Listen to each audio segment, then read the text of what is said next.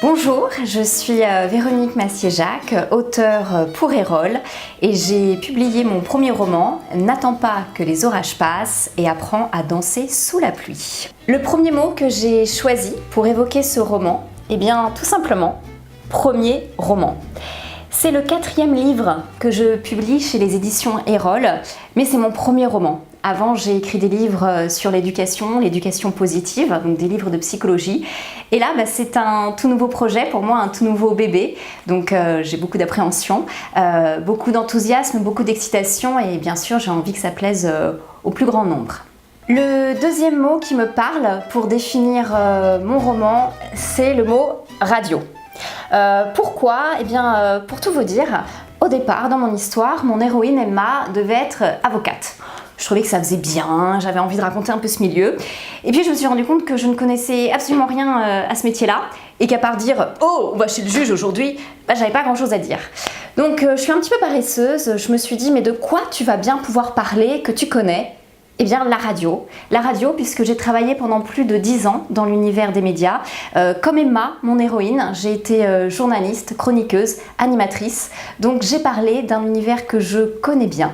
Un autre mot qui me parle bien pour définir « N'attends pas que les orages passent et apprends à danser sous la pluie » est le mot « rencontre ». Puisque mon histoire démarre vraiment quand Emma, l'héroïne de mon livre, rencontre Julien Vascos. Julien Vascos, c'est ce philosophe, écrivain, un brin mystérieux et très énigmatique, qui a déjà publié 4 livres de romans initiatiques et tous des best-sellers. Et elle le rencontre et il va lui proposer de participer en avant-première à son nouveau projet de livre, un coaching virtuel et personnalisé. Emma va jouer le jeu et du coup, mon histoire va vraiment commencer. Un nouveau mot qui me parle, c'est liberté. Pourquoi ? Eh bien justement, avec la rencontre entre Emma et Julien Vascos, il va être question de liberté. Julien Vascos explique à Emma que sa vie n'est qu'une succession de choix qu'elle fait, elle, Emma, et qu'elle est libre de tous ses choix.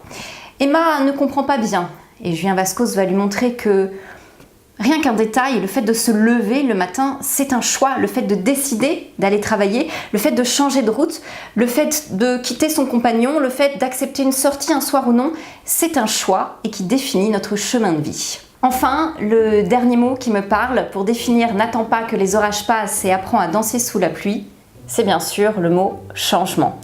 Puisque tout au long du livre, nous allons suivre Emma dans ses questionnements, dans ses réflexions sur elle, sur les autres, sur sa vie. Et bien sûr, on va la voir mûrir, grandir, évoluer et changer au cours de ce livre.